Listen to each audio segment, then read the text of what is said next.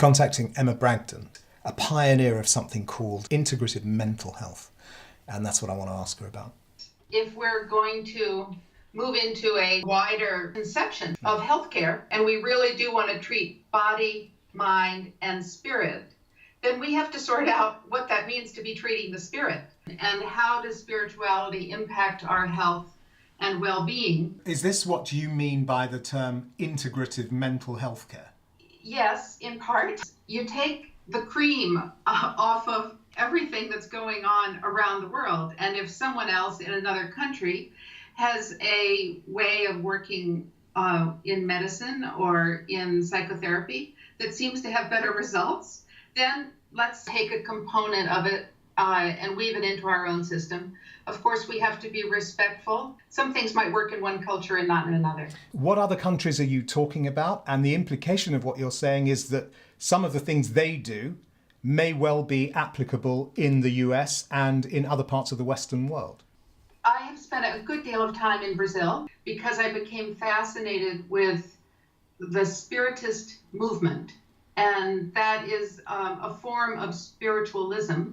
Some people were experiencing complete remission of cancer, complete remission of addictions, tremendous positive results in terms of serious mental illness in some cases. So what I was trying to get to was whether this really is a spiritual phenomenon or whether it's actually a change in one's approach and belief system that leads to a change in body chemistry to the person's advantage. That's what I was trying to get to. And I think that's a difficult question to answer, to be honest. As has been said by Alan Sanderson, a wonderful psychiatrist from Britain, it doesn't really make a difference if you believe in spirits or not. Because if there's a pattern within you, in your own psyche, that acknowledges there is something in you that is less than compassionate, then to transform that so that you can really be loving towards others and yourself changes your chemistry again, Sure. and thus can lead to a spontaneous remission. Sure. The research is in. We know that spirituality has a profound impact on people for the better, and yet we aren't teaching our doctors or nurses how to manage those conversations with people around their faith or around their spirituality. Can you tell me why you think it's a good idea for us to go ahead and make this film?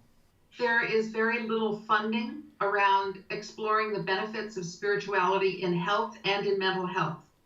And because there's been very little research, then people who think scientifically are less willing to open up to the fact that spirituality and faith have a benefit for us.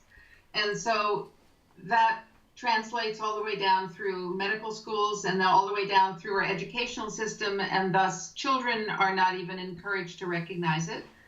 And so how do we educate ourselves about the positive impact of spirituality on health? It's only by people like you doing the kinds of films that you want to do that will assist in educating people. And I commend you for it. It's wonderful that you want to do it. Thank you. I hope that was okay. Thank you very much. It's lovely to meet you.